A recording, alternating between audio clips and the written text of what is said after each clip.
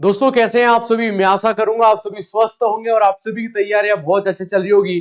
मैं हूं रवि चौधरी और आप सभी मेरे साथ पढ़ रहे हैं फाउंडेशन रक्षक बेस। दोस्तों आप सभी जानते हैं कल वाली क्लास हम लोगों ने पढ़ा, यानी कल हमारा प्रैक्टिस सेट नंबर 35 को हम लोगों ने देखा था। मैं मान के चलूंगा मैंने इससे पहले जितनी भी आप लोगों को क्लासेस पढ़ाई होगी, आप लोगों ने लिखा होगा, नोट्स बनाए होंगे और आज की क्लास में आप सभी रिविजन करके आए होंगे। तो आप सभी का पुनः स्वागत है प्रैक्टिस सेट नंबर 36 में। और लेकिन हाँ, कल वाली क्लास में मैंने आप लोगों को जाते जाते एक होमवर्क में एक सवाल दिया था।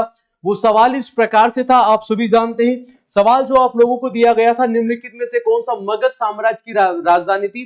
मगध यानी जब जब जो मगध की प्रमुख राजधानी यहां पर सवाल पूछ लिया गया है, तो राजगीर इस सवाल का राइट आंसर होगा।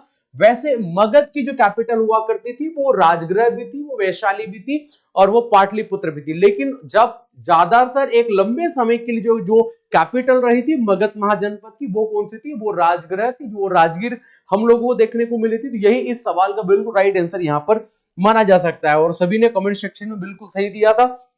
हम लोग बढ़ेंगे सवाल नंबर 2 पर। सवाल है, खालिस्तान को दक्षिण अफ्रीका में उनकी जो जो उनकी एम्बुलेंस सेवाओं के लिए 1915 में हार्डिंग के द्वारा केसर हिंद की यहां पर टाइटल दिया गया, यानी एक छोटी प्रमुख रूप से उपाधि यहां पर दिया गया था। किनको दिया गया था?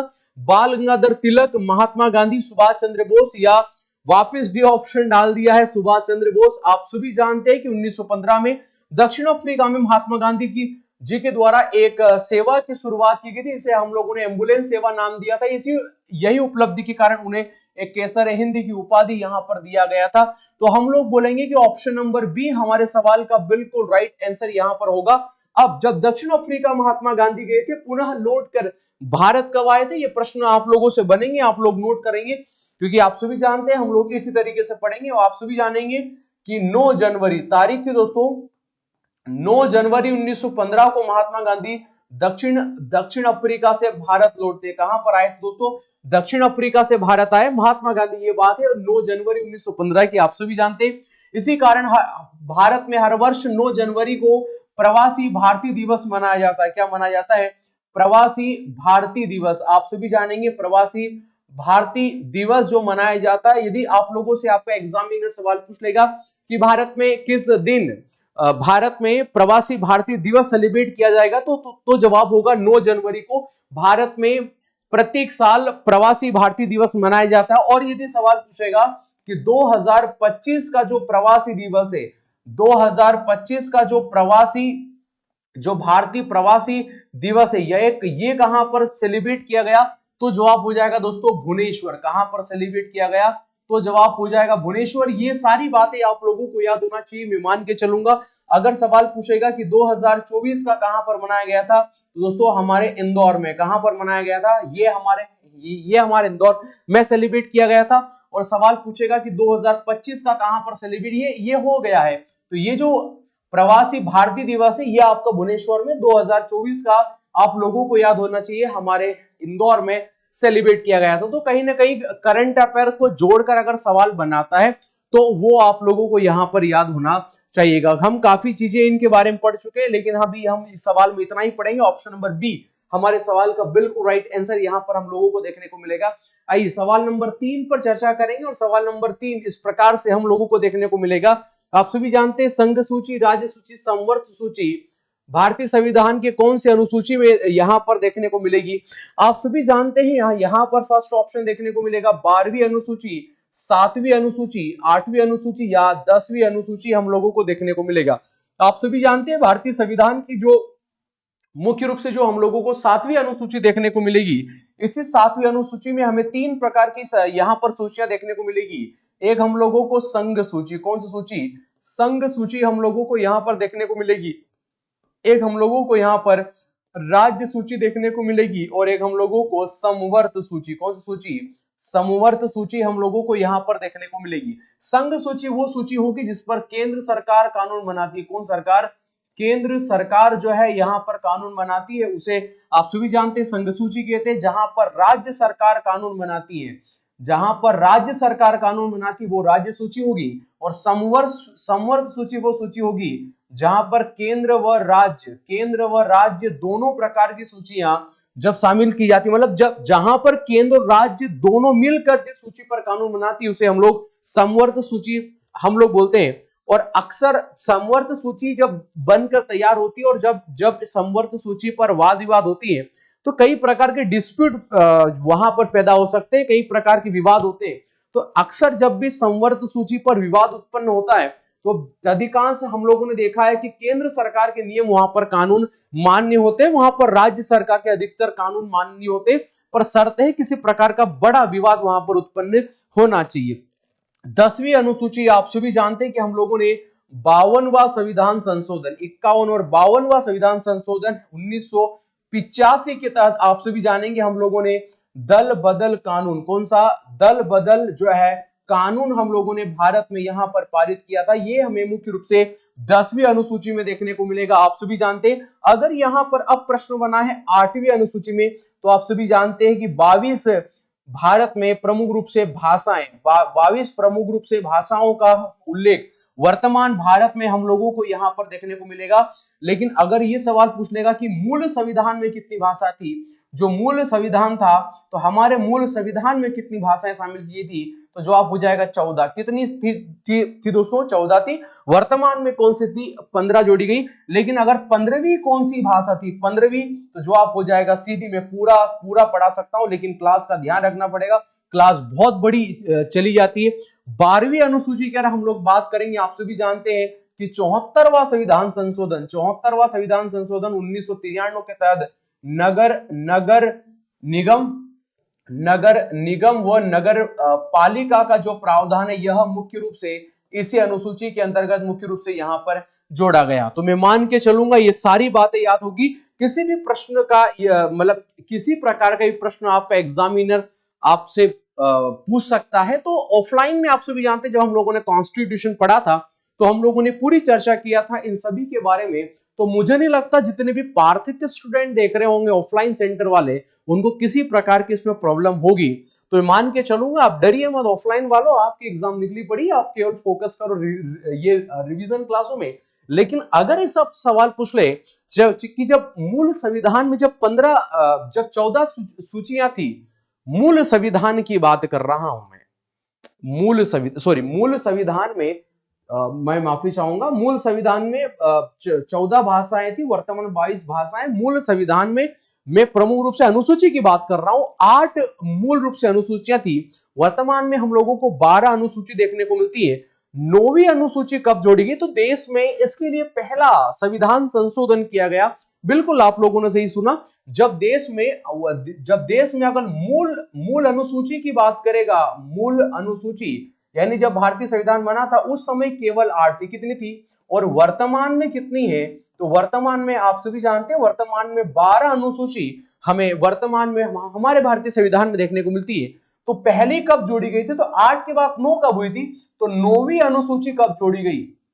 9वीं अनुसूची कब जोड़ी गई? तो आप सभी जानेंगे कि पहला संविधानिक संशोधन और 1958 के तहत भारतीय संविधान में यह प्रावधान किया गया और देश में 9वीं अनुसूची का प्रावधान जो जोड़ दिया गया।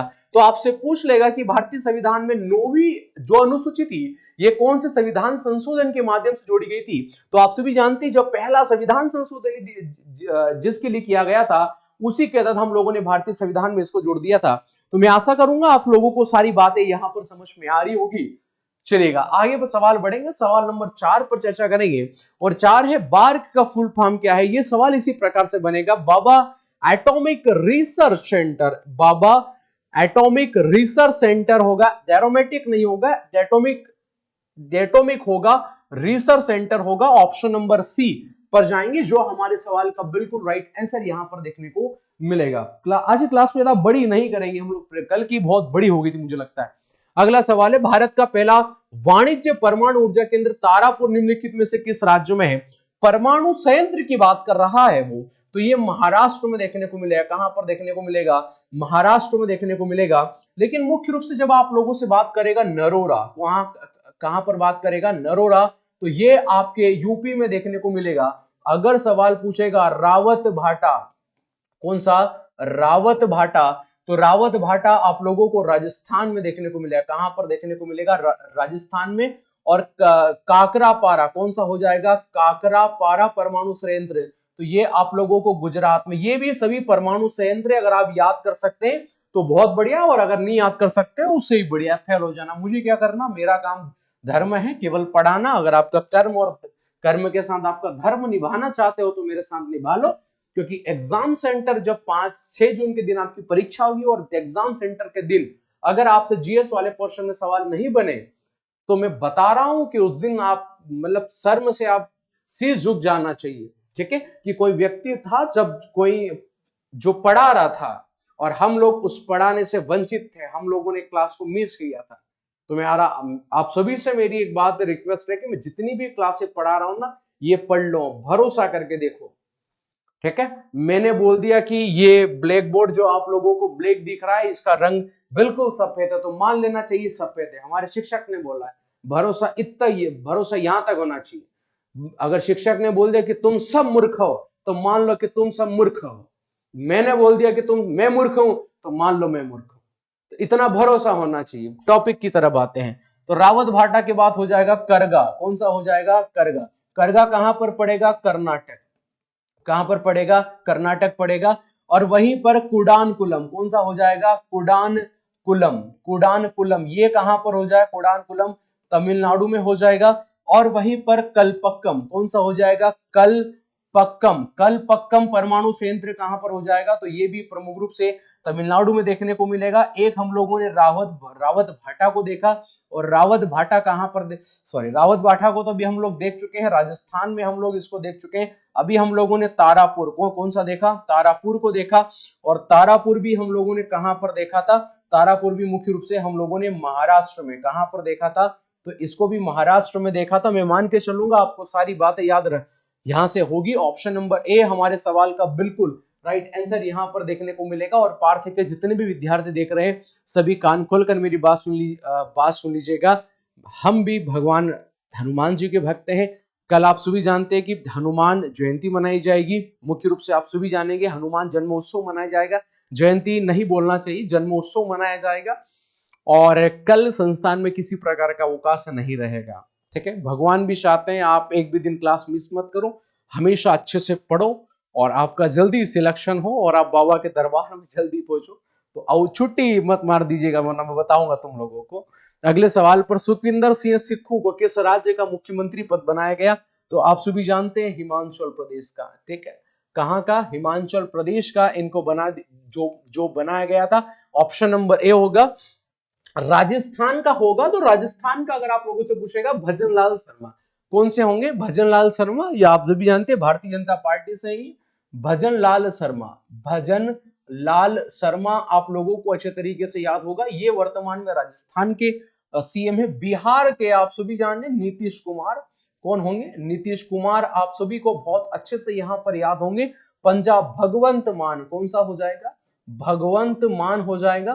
तो आशा करूंगा आप लोगों को सारी बातें याद होगी। एक सीएम से आप एक न एक सवाल भारतीय सेना में जरूर पूछेगा, लेकिन मैं मान के चलता हूं मैं अच्छा लेवल रख रहा हूं सवालों का, इतना सिंपल नहीं। 1-2 सवाल हो सकता है कि मेरे इस 15 सवाल में 1-2 सवाल सिंपल हो, वरना सभी प्रकार के अच्छे लेवल के सवाल आप लोगों को देखने को मिलेंगे। सवाल नंबर 7 पर जो चर्चा करेंगे, जनगणना 2011 के अनुसार भारत में लिंगानुपात कितना है। क्या कोई सा लिंगानुपात जो है 940, 16, 20 जो देखने को मिलेगा, नहीं, ऑप्शन में नहीं है, बल्कि ऑप्शन यहां गलत टाइप कर दिए गए हैं। 2011 की जो जनगणना हुई, 2011 की जनगणना से यदि भारत में लिंगानुपात यदि आप लोगों से पूछ ले तो जवाब आप लोगों का होना चाहिए 943। कितना होगा, 943, यानी 1000 पुरुषों पर 1000 महिलाओं की संख्या में लिंगानुपात कहलाती है। और अगर पूछेगा कि बाल लिंगानुपात कितना होगा, कि बाल लिंगानुपात जो है कितना दर्ज किया गया, तो 1919 ये प्रत्येक 1000 बालकों पर बाल लिंगानुपात। और बाल लिंगानुपात कब से, तो जो बच्चा जैसे ही पैदा हुआ तो 6 वर्ष तक के बालक बालिकाओं पर बाल लिंगानुपात को दर्ज किया जाता है। तो मैं आशा करूंगा आप लोगों को अच्छे तरीके से याद रहा होगा। तो ये सारी बातें मैं काफी चर्चा कर चुका हूं, अब इतनी चर्चा यहां नहीं करेंगे। अगला सवाल मोस्ट इंपॉर्टेंट मैं आपको जो बता रहा हूं, देवेंद्र झांझरिया जिन्होंने 2016 रियो ओलंपिक में स्वर्ण पदक जीता था, वह किस खेल संबंधी थे? भाला फेंक से, भाला फेंकने का खेल। मतलब क्या ही देख रहा, क्या ही टाइप किया भाई। जोविलिन थ्रो, तीरंदाजी या पूरे वेग से दौड़ना, क्या क्या पूरी स्प्रिंट दौड़ना। तो आप सभी जानते हैं कि आप सभी को याद होगा देवेंद्र झांझरिया किससे संबंधित थे। लेकिन मैं यहां पर इंपॉर्टेंट बात मेरी है, मेरी बात सुनिएगा कि जो भाला फेंक, आप सभी जानते हैं कि भाला फेंकने से मुख्य रूप से, अब यहां पर आप सभी जानते हैं कि जो नीरज चोपड़ा है, भारत के जो नीरज चोपड़ा खिलाड़ी हैं, आप सभी जानते हैं, इनको आप सभी अच्छे से याद, आप सभी जानते होंगे। इनका मैं आप लोगों को बात बताऊंगा, जब जब टोक्यो ओलंपिक हुआ था, कौन सा ओलंपिक हुआ था? टोक्यो ओलंपिक में सर ने यानी नीरज चोपड़ा साहब ने स्वर्ण पदक प्राप्त किया था। 87.58 मीटर भाला फेंका था। ये आप लोगों को अच्छे तरीके से याद होना चाहिए। लेकिन अभी हाल ही में 2024 में जो पेरिस हुआ था, जो पेरिस में रजत पदक प्राप्त किया था, कहां पर? रजत पदक। अब इन्होंने 89.45 मीटर, ये आप लोगों को इंपॉर्टेंट याद होना चाहिएगा कि नीरज चोपड़ा साहब ने जो टोक्यो ओलंपिक में 87.58 मीटर भाला फेंका था और पेरिस ओलंपिक में 89.45 मीटर भाला फेंककर रजत पदक प्राप्त किया था। आप सभी जानेंगे, आप सभी को अच्छे तरीके से याद होगा। सवाल नंबर 9 पर चर्चा करेंगे। दिसंबर 2024 में दुनिया के सबसे युवा शतरंज चैंपियन कौन बने? आप सभी जानेंगे, डी गुकेश बने हैं।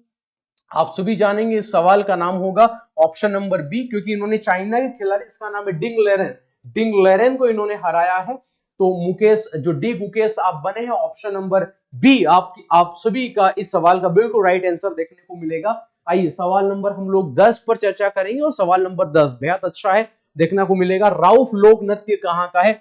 देखो, राउफ लोक नृत्य कहाँ का हो जाएगा? जम्मू कश्मीर का। कहाँ का हो जाएगा? जम्मू कश्मीर का हो जाएगा। देखो, रऊफ आप लोगों को देखने को मिलेगा हफीजा, कौन सा देखने को मिलेगा? हफीजा। विरेह आप लोगों को देखने को मिलेगा हिकात, कौन सा देखने को मिलेगा? हिकात देखने को मिलेगा। यह मुख्य रूप से जम्मू कश्मीर के आप लोगों को लोकनृत्य यहां पर देखने को मिलेंगे। मैं मान के चलूंगा आप लोगों ने लिखा होगा, आप लोग अच्छे से पढ़ो इनको। यही मैं बार बार मैं क्यों फोल्क डांस ले रहा हूं, क्योंकि मुझे पता है कि फोल्क डांस जरूर रिपीट होगा। हो सकता है हमारी ऑफलाइन से जितना पढ़ा उस कंटेंट में से तो आएगा, नो डाउट, कोई वो बात नहीं है। लेकिन हो सकता है यहाँ से एमसीक्यू के फॉर्म में कोई सा सवाल आ जाए, तो आप लोगों का गलत नहीं होना चाहिए। सवाल नंबर 11 पर चर्चा करेंगे।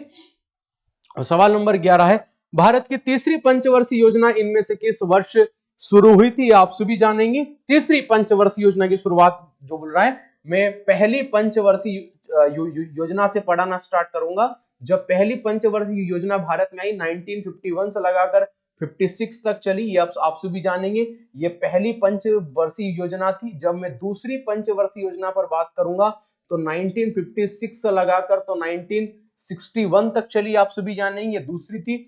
जब मैं बात करूंगा तीसरी पंचवर्षीय योजना के बारे में तो 1961 से लगाकर तो 66 तक चली, आप सभी जानेंगे। लेकिन इसके बीच में जो है 1967 से लगाकर जो 69 तक का दौर था, इसमें मुख्य रूप से हमें जो एक वर्षीय पंचवर्षीय योजना देखने को मिली। इसके बाद आप सभी जानेंगे जो चौथी पंचवर्षीय योजना थी, जो चौथी पंचवर्षीय योजना थी वो 1969 से लगाकर तो 74 तक जो हमें देखने को मिली। और जो पांचवी पंचवर्षीय योजना थी, ये लिख लेना सारे के सारे बच्चे, 1974 से लगाकर तो 1978 तक जो है हमें मुख्य रूप से देखने को मिली। इसके बाद फिर यहाँ पर अवकाश घोषित किया गया, यानी 1978 से लगाकर तो मुख्य रूप से या आपके 80 तक यहाँ पर अवकाश पुनः रहा। इसके बाद जो छठी पंचवर्षीय योजना देखने को मिली, और छठी पंचवर्षीय योजना 1980 से लगाकर तो हमें 85 तक देखने को मिली थी। इसके बाद जो सातवीं पंचवर्षीय योजना थी, वो सातवीं पंचवर्षीय योजना 1985 से लगाकर तो 90 तक देखने को मिली थी। इसके बाद फिर 1990 से लगाकर तो 92 तक फिर से हमें अवकाश देखने को मिला। इसके बाद में आप सभी जानेंगे कि यहाँ पर सातवीं के बाद जो आठवीं पंचवर्षीय योजना थी वो 1992 से लगाकर तो 97 तक देखने को मिली। नौवीं जो पंचवर्षीय योजना थी वो 1997 से लगाकर तो 2002 तक देखने को मिली। जो 10वीं पंचवर्षीय योजना थी वो 2002 से लगाकर तो 2007 तक देखने को मिली। और जो 11वीं पंचवर्षीय योजना थी वो 2007 से लगाकर तो 2012 तक देखने को मिली। और जो 12वीं पंचवर्षीय योजना थी वो 12 से लगाकर तो 2017 तक मुख्य रूप से हमें देखने को मिली। तो ये 12 पंचवर्षीय योजना आप सभी जानते हैं हमें मुख्य रूप से देखने को मिलती है। तो सवाल गलत नहीं होना चाहिए, आप सभी से रिक्वेस्ट है ना भाई यार, देखो पूरा पढ़ा दिया है अभी तो भारत की तीसरी पंचवर्षीय योजना इनमें किस वर्ष से, तो तीसरी हुई थी 1961 से लगाकर, तो ऑप्शन नंबर बी कहा जा सकता है, यही हमारे सवाल का बिल्कुल राइट आंसर यहां पर देखने को मिलेगा।